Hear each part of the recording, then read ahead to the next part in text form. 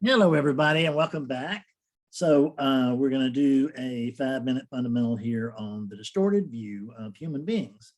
But before we do that, I want to tell you that on December 11th, we are having a post-awakening seminar.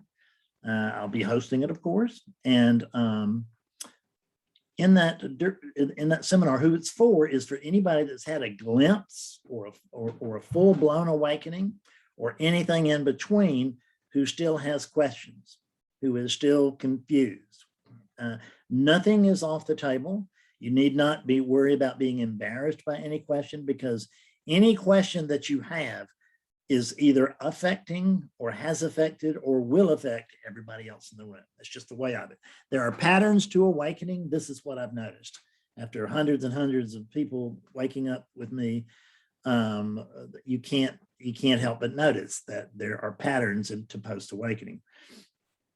And so I want to help you help you see through these patterns so that you don't get so caught up in them. At any rate, all the details are on the website, awakeningclaritynow.com. So go there and look at on the post page, and you will see a big old post that I put up last night concerning December 11th's seminar. So now let's get to that. Let's get down to business. So imagine right now that you are in a perfectly black space, okay? And you're in a perfectly black space, and there's only one pinhole of light in this black space. And you know what, as human beings, we are naturally going to go to that pinhole, aren't we? We don't care that much for darkness in some ways. And so we'll go and we want to check out this pinhole. And what we do is we look through the pinhole, and on the other side of the wall, there's the whole universe. Everything there is to know and do about the universe. It's right out there. And let me tell you what's taking this in through the pinhole, okay?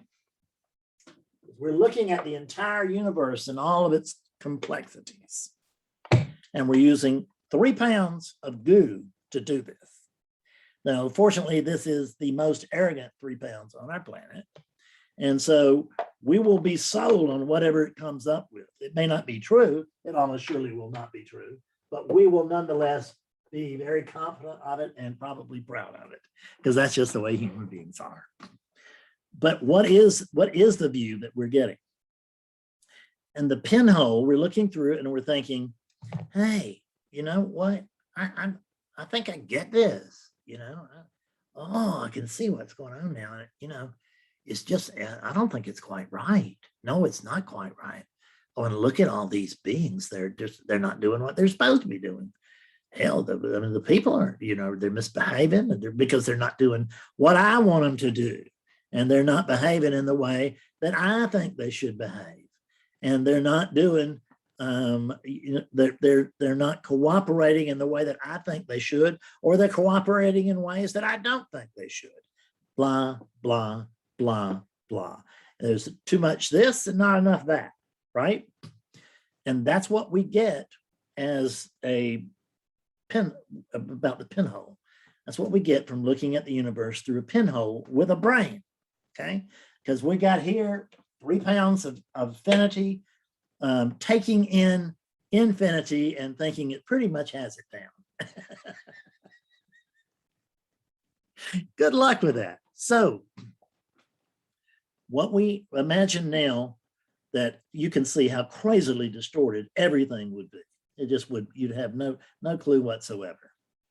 And now what I want you to imagine is that instead of being in the dark space, I want to put you in the light space.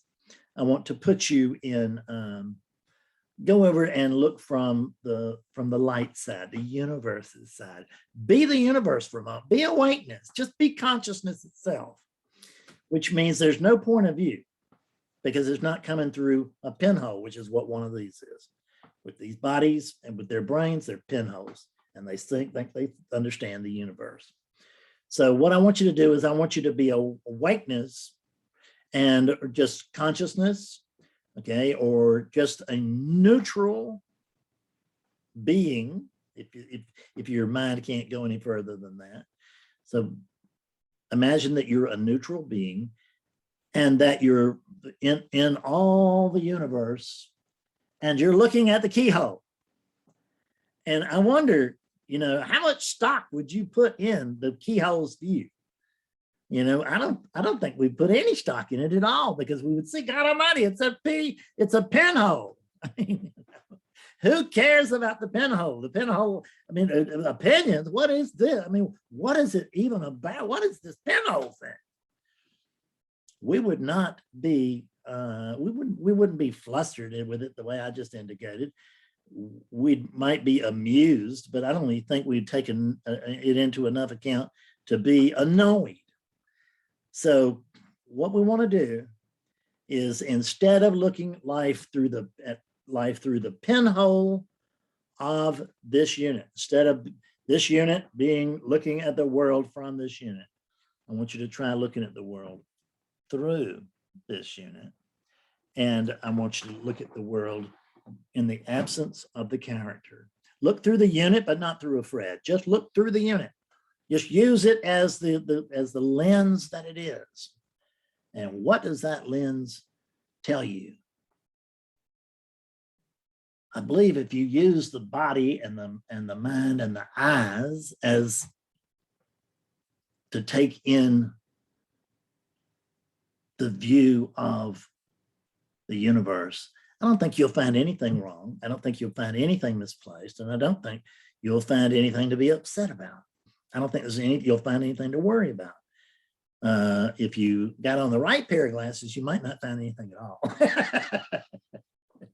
But that's another story.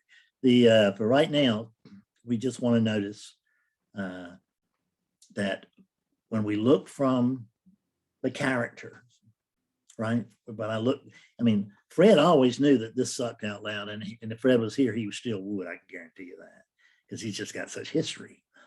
But fortunately, there's no Fred here. There's never been a Fred here, but I noticed that there was no Fred here about 15 years ago. And over some time, over the last 15 years, there has been less and less and less belief in the presence of a Fred, and more understanding that there's just one thing going on here. And there's not even anything else to come to see that there's just one thing going on here. Only oneness can do that. And that's what we call conventional awakening, is when awakeness recognizes itself, when attention comes to play upon the unfocused field of awareness.